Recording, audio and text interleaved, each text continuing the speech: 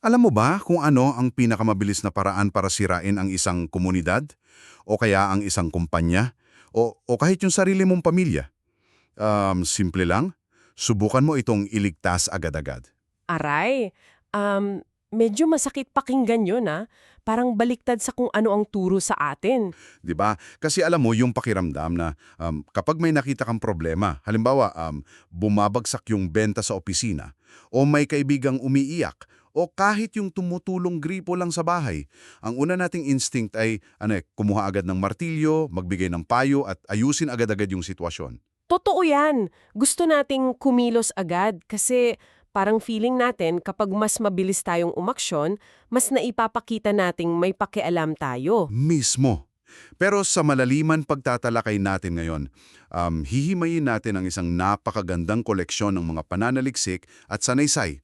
Umiikot ito sa isang konsepto na tinatawag na ang pagtingin bago ang paglilingkod. Ang ganda ng tema na yan. At ang misyon natin para sa iyo na nakikinig ngayon ay para tulungan kang tuklasin kung bakit yung pagbigil sa udyok na ayusin agad ang mga bagay-bagay ay iyon pa pala ang pinakamabisang paraan para makatulong sa ibang tao. At hindi lang ito para sa mga social worker o mga naglilingkod sa simbahan na kahit ano pa man ang posisyon mo sa buhay, ikaw man ay isang tagapamahala na may hawak na grupo o voluntaryo sa isang organisasyon o magulang na inaaral ang mga anak mo, magbibigay ito sa iyo ng malalaking aha moments. Talagang babaguhin nito ang paraan ng pagtingin mo sa paligid. At lilinawin ko lang ha, wala tayong kinikilangang panig dito. Ibabahagi lang natin ng patas yung mga ideya ng orihinal na author, na ang tunay na pamumuno hindi pala nagsisimula sa aksyon. Tama, nagsisimula ito sa tamang pagtingin. Okay, himayin natin ito. Bakit ba kasi tayong masyadong nagmamadali? Ayon sa binasa nating material, ang pagkakabigo natin sa pagtutulong ay madalas nagmumula sa pagmamadali natin at hindi dahil wala tayong malasakit. Oo, yung haste, yung gigil na gigil kang may gawin. Pero teka, kontrabida muna ako sandali. Kasi kung may nakita akong taong nagdudurugo dahil nasugatan, kailangan kong pigilan yung dugo agad-agad, di ba? Hindi ba yung mabilis na pag-aksyon ay tanda na may pakialam talaga ako sa kanya? Diyan tayo madalas nahuhulog sa patibong eh. Sa mga matinding pisikal na emergencies, syempre, kailangan mong linisin yung sugat at talian agad. Pero kailangan nating maintindihan na karamihan sa mga komplikadong problema ng tao, sa pamilya man o sa trabaho, hindi naman sila literal na nagdudurugong sugat. Oo nga no, iba yung sugat sa katawan kumpara sa problema sa emosyon o relasyon. Mismo, kapag nagmamadali tayong mag-ayos ng komplikadong sitwasyon, kadalasan hindi na ito tungkol sa taong naghihirap. Tungkol na pala ito sa sarili nating paggabalisa? Yung anxiety natin. Oo, gusto natin yung sarap sa pakiramdam na may nagawa tayo. Yung parang gusto ng ego natin na tayo yung maging bida sa kwento nila. Grabe, nakakatama yun ah. So, yung mabilisang pag-aayos ng problema, nagpaparamdam lang pala sa akin na kontrolado ko ang sitwasyon. Parang nakakabawas ito ng sarili kong discomfort na makitang may taong nahihirapan. Tumpak, mas hindi kasi nating kayang tiisin yung pakiramdam ng walang kasiguraduhan kaysa doon sa mismong problema ng tao. Isipin mo yung kwentong ibinahagi sa teksto, yung tungkol sa isang pastor. Oo, yung bumabagsak yung kongregasyon niya. Oo, bumabagsak yung bilang ng mga umaaten sa simbahan niya at parang nawawala na ng gana yung mga tao. Ngayon, ano ang natural na udyok niya bilang leader? Umaksyon, siyempre, gumawa ng panibagong programa, di ba? Tama. Naglunsad siya ng napakaraming bagong programa, nagpatawag ng sunod-sunod na meeting at pinilit niyang baguhin yung buong sistema ng simbahan nila. Klasikong sagot ng mga boss sa opisina yan eh. Kapag bagsak ang benta, gawa agad ng bagong task force. Pero alam mo kung anong nangyari? Pumalpak ng sobra. Hala, bakit naman? Lalo lang kasing napagod at umiwas yung mga tao. Kasi dahil sa pagmamadali niyang ayusin yung problema, inakala niyang nagmamatigas lang ang mga miyembro niya. Inisip niya na ayaw lang sumunod ng mga tao sa gusto niyang mangyari? Oo, akala niya nire-resist siya. Pero nang siya mismo ay napagod na rin at napilitang huminto, nag-iba siya ng paraan. Imbes na sa meeting room, umupo siya sa mga kusina ng mga miyembro niyan. Nakipagkape lang, ganon. Oo, nakipagkape at nakinig lang talaga. At doon niya natuklasan na hindi pala nagmamatigas ang tao. Nakaramdam pala sila ng matinding pagod. Exhaustion. Oo, matinding pagod sa trabaho, sa pag-aalaga ng pamilya, at sa araw-araw na hamon ng buhay. Ang ganda ng analohiya dyan, parang sasakyan lang yan eh. Kapag ayaw umandar ng sasakyan mo tapos pilit mo pa ring tinatapakan yung silinyador, parang pagdadagdag ng mga bagong programa at pag-pressure sa mga tao, masisira lang lalo yung makina. Lalo na kung wala na palang langis dahil ubos na yung lakas nila. Sakto yung halimbawa mo. Ibig sabihin, kahit napakaganda at napakalinis pa ng intensyon mo, papalya pa rin ang gagawin mo kung kulang ka sa pag-uunawa. Kaya pala sinabi sa material na ang katatakan sa layunin ay hindi katumbas ng karunungan. Mismo, kung hindi ka hihinto para makinig upang umintindi, kundi nakikinig ka lang para sumagot agad, palagi mong gagamutin yung maling sakit. Dito na talaga magiging kawili-wili ang usapan. Kasi kung yung natural na udyok natin na ayusin ang lahat ay palpak pala kapag walang pag-unawa, paano ba dapat tayo tumingin? Ano ba ang tamang modelo? Kung iuugnay natin ito sa mas malaking larawan, ang pagmamasid pala ay isang theological na paninindigan. Theological, pakipaliwanag nga yan. Isa itong anyo ng malalim na pagpapakumbaba. Sinasabi sa teksto na ang Diyos ay palaging kumikilos sa pamamagitan ng pagtingin at pakikinig muna bago siya umaksyon. May napansin nga akong biblical na detalye tungkol dyan mula sa material, yung kwento ni Moises. Ano yung kay Moises? Di ba, bago siya naging tagapagligtas ng mga Israelita, huminto muna siya. Lumihis siya ng landas para tingnan at pagmasdan ng maigi yung nagliliyab na puno. Hindi siya basta-basta sumugod lang. Oo nga no, may pagtigil muna. At makikita mo yan sa buong konsepto ng Imago Dei o yung imahe ng Diyos. Paano naman yun naiiba sa ginagawa natin ngayon? Isipin mo na lang ngayon, sa sobrang daming pressure sa trabaho o sa mga organisasyon para maabot yung mga target na numero, napakadali para sa atin na tingnan ng mga tao bilang mga numero na lamang. Totoo yan.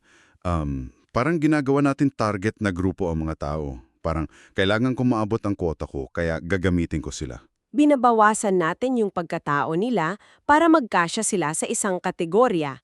Pero ibinigay na halimbawa sa sanaysay kung paano tumingin si Jesus sa mga tao, lalo na kay Zaccheo. Yung umakyat sa puno para makita si Jesus. Oo, nang makita niya si Zaccheo, hindi niya ito tiningnan bilang isang sagabal sa paglalakbay niya.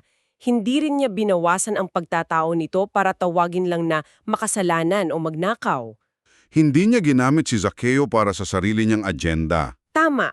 Nakita niya ang isang taong naghahanap ng biyaya.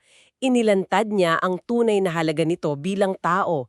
Hindi niya ginawang isang proyekto na kailamang ayusin. Grabe, nakakapagpapabago pala talaga ng pananaw yan. Pero teka lang, paano natin ito isagawa sa totoong buhay? Ano ba ang mga tiyak na bagay na dapat nating obserbahan sa isang komunidad na madalas nating hindi napapansin? Sinasabi sa binasa natin na bumuboto ang mga tao gamit ang kanilang mga paa. Bumuboto gamit ang paa? Paan yun? Ibig sabihin, kung gusto mong malaman ang totoo tungkol sa isang komunidad, huwag kang tumingin sa mga opisyal na lugar tulad ng loob ng simbahan o ng opisina. Ang tunay na buhay, nangyayari yan sa mga hindi opisyal na lugar. Yung mga tagong espasyo. Oo, kailangan nating pag-aralan ang galaw ng tao. Saan sila nagpupunta, paano yung daloy ng buhay nila. May magandang halimbawa rito. Nabanggit sa teksto yung mga sari-sari store, mga basketball court, pati yung mga paradahan ng tricycle at mga eskinita. Ito pala yung mga tunay na sentro ng lipunan natin. Mismo, yan ang mga totoong tambayan. May kwento nga doon tungkol sa isang simbahan. Yung tungkol sa mga kabataan? Oo, inakala nung mga leader sa simbahan na walang pakialam o tamad yung mga kabataan kasi hindi sila sumasali sa mga programa sa loob ng gusali. Parang hinusgahan agad nila, no? Pero nung may isang leader na nagmasid talaga sa labas, laking gulat niya. Nakita niya na nagtitipon pala ang mga kabataan dun sa paradahan ng tricycle. At doon, kilala sila ng mga nakakatanda sa pangalan nila. Kumbaga, doon sila may tunay na koneksyon. Doon nila nararamdaman na ligtas sila at bahagi sila ng isang komunidad. Tama, nakita mo yung kaibahan nung una, maling sukatan yung ginamit ng simbahan. Ang batayan nila ay ang pagdalo sa programa. Pero ang totoong buhay pala ay nasa paradahan ng tricycle. Kaya mapapaisip ka rin talaga paano ba natin binibigyang kahulugan yung dami ng tao o yung katahimikan ng isang lugar? Kasi kung ang isang espasyo ay tahimik, ibig sabihin ba nito ay mapayapa? O baka naman inabandonado na ito? Napakagandang tanong niyan. Sa teksto natin, ipinaliwanag na ang isang lugar na siksikan at maingat ay maaari pa ring maging napakalungkod. Paanong magiging malungkot ang siksikan? Kasi pwedeng maraming ang kaong pero wala naman tunay na koneksyon. Puro transaction lang ang nangyayari at nagiiwasan sila ng tingin. Sa kabilang banda, ang isang tahimik na lugar ay maaaring hindi mapayapa. Baka pinabayaan na talaga o may nakatagong takot kaya walang lumalabas. Mismo. Kaya tinuturuan tayo ng may akda na hanapin ang mga totoong senyales. Kapag gusto mong makita ang kagalakan ng isang komunidad, pakinggan mo kung may tawanan. O kaya kung nagsasalo-salo sila sa pagkain. Oo.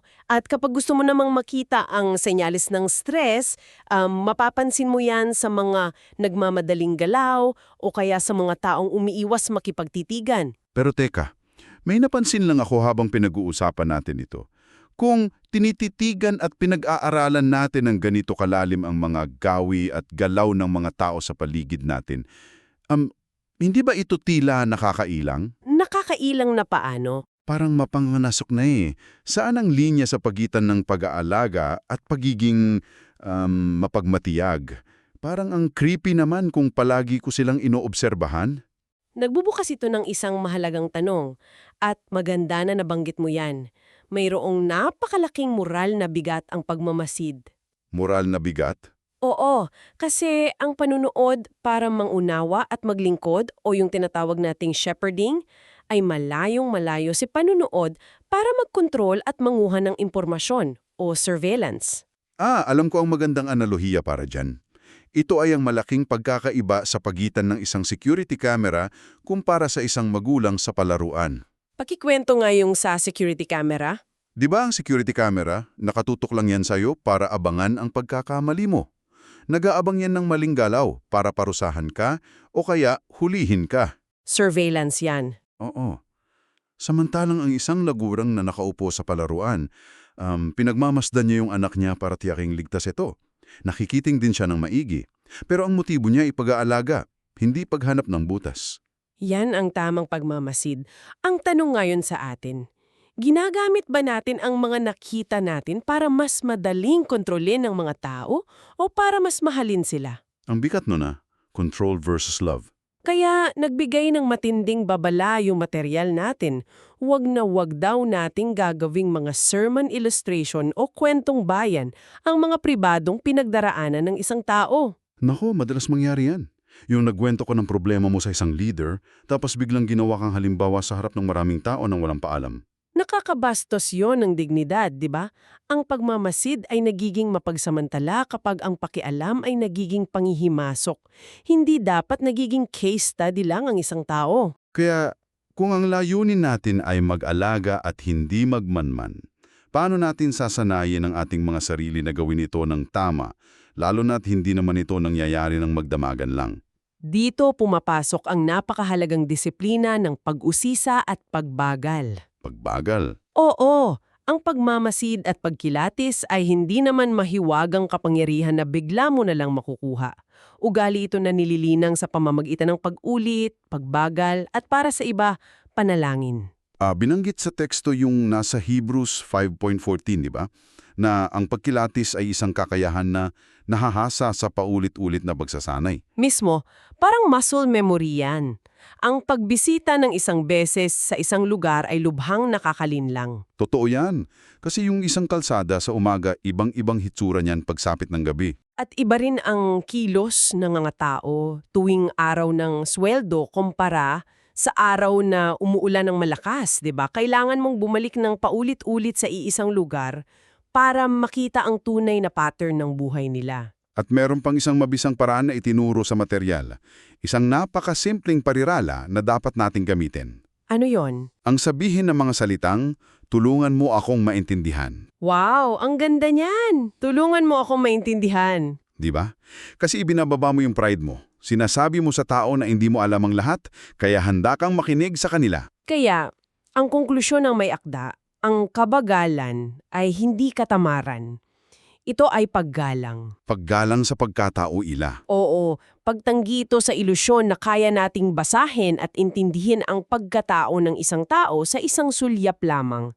Kaya ang pinakamabuting unang tugon natin sa kanila ay kadalasang hindi payo. Kundi ano? Atensyon. Ang pagbigay ng buong atensyon. Kaya, ano ba ang ibig sabihin ng lahat ng ito? Para sa iyo na nakikinig sa atin ngayon, payo mo ito aangkop sa iyong pangaraw-araw na buhay. Upang maging tunay na marunong at matulungin sa kahit anong aspeto ng buhay mo o pamumuno mo, dapat nating palitan ang ating mga padalos-dalos na konklusyon. Palitan ng ano? Ng mga mapagpakumbabang tanong. Kasi yung pagiging well-informed o pagkakaroon ng sapat na kaalaman, hindi lang yan nakukuha sa dami ng alam na datos. Tama, nakukuha yan sa lalim ng pasensya mo sa pagkilala sa tao at sa pagbagal mo upang makita talaga sila. Mismo. Bago tayo magtapos, iiwanan ka namin ng isang bagay na maaari mong pag-isipan. Isang tanong para sa'yo. Sige, ano yan? Sa susunod na pumasok ka sa iyong opisina, sa iyong komunidad, o sa sarili mong bahay, tanungin mo ang iyong sarili. Ano kaya ang mga kwento at kirot na hindi ko nakikita dahil masyado akong nagmamadali? At sino kaya sa mga taong ito ang pilit na nagtatago sa paningin ng karamihan na naghihintay lang palang tunay na makita?